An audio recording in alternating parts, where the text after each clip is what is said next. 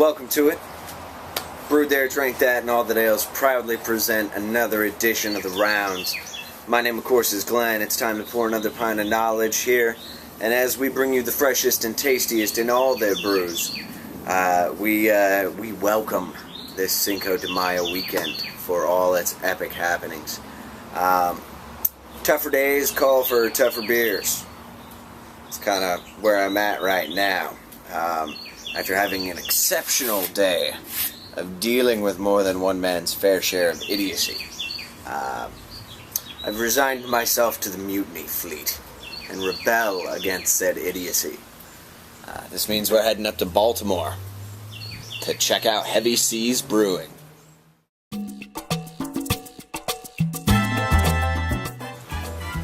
As I said, I've joined the Mutiny Fleet in rebellion against the idiocy that I've had to put up with today.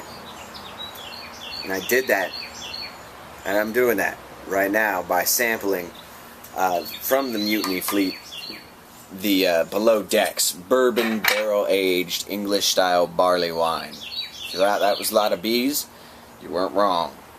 Comes in at 10% alcohol by volume, and guess what? They don't list shit else. Like, Heavy Seas does some fantastic beers. That I wasn't even thinking of saying. However, they don't exactly like to be overly sherry when it comes to their Mutiny Fleet and some of their limited edition releases.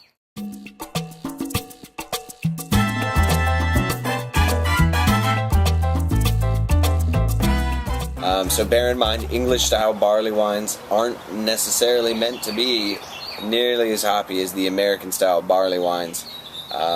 So maybe not quite as presenting in terms of your hop characteristic, but should have. Oh, that looks good. I've been sitting on this for, I don't know, 6-8 months now. But I think it was a little more pricey. I want to say this one ran you in the neighborhood of $10 for the 22-ounce bomber. That's the problem, is when you buy stuff and you go that long without drinking it, you forget where the price point was. Sure, some breweries love it. Probably not all of them. Holy crap. No head at all. You can see we've got a very dark... It is lightly filtered, though. What's interesting is I can still see a mix of flocculent, and it still has an element of translucence to it. So deep red, almost into the brown territory. Little effervescence, but it is visible. I can see bubbles rising from the bottom there. No head whatsoever. Has completely broken down in just a short amount of time I've been running my mouth.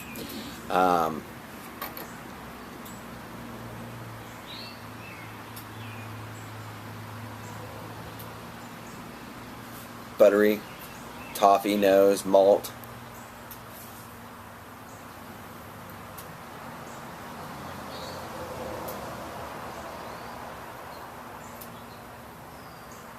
There's almost kind of just a lightest touch of like almost kind of a fruity tang, maybe an ester from the malt build. Tough to say. Maybe almost grape or muscat. Like brandy grapes, maybe? Interesting. Very interesting. The color and the presentation are interesting. The color I like. I think it's nice. This body, this weird balance between it being like half cold conditioned and there still being flocculent in there is interesting. The bouquet is mild. Perhaps it'll open up for us here. I've already let this bottle sit out for probably in the neighborhood of about 3 to 5 minutes before we started filming today. That butterscotch just came out a bit more. Yeah, she's starting to open. Yeah, that's just what the doctor ordered. Really well balanced. Like, wow. I got like a lot of chocolate and caramel malt right at the beginning. In addition with an interlacing of the bourbon characteristic, which presented itself early on, again, as toffee, butterscotch, hints of vanilla, deriding into what I would call a relatively mellow presentation of the alcohol, or the barrel aging, and a woody finish.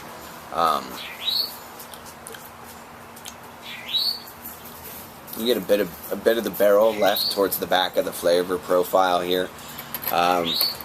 There's an ester in there that almost kind of mimics like what you might get out of some brandies or cognacs.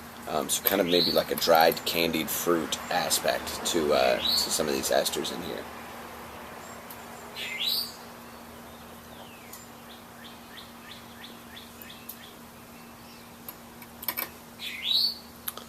Really enjoyable.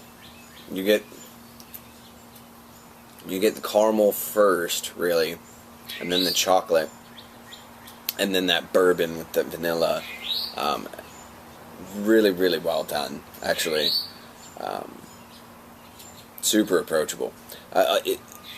In that respect, with the chocolate malt and the bourbon barrel aging, it almost would bear a similarity to a KBS, to maybe Insanity. What is that? Weyerbacher's Old Heathen aged in bourbon barrels, or was that Heresy? Heresy. That's the name of it. But bang on, absolutely bang on. Really tasty, super enjoyable. It's getting really hot where I live, so for those of you who are local and checking this out, if you come across a bottle of this, or you just wait until next year, when later this year when it comes out again, my advice would be save it for one of these hot days, and maybe do scoop of ice cream in like half of it, and do a beer float as part of it. Beer like this ought to age for a good bit, probably in the neighborhood of 5 years. But phenomenally done. Heavy Seas, thank you so much. This was an absolute treasure to get my hands on.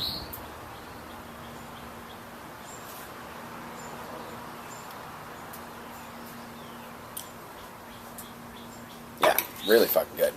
Get out there, support Heavy Seas, and remember, drink American, drink independent, drink to your health. And we'll see you next time here on The Rounds, guys. My name's Glenn, and we'll see you over our next pint.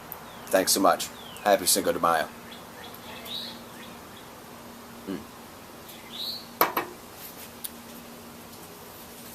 Shit is the bomb.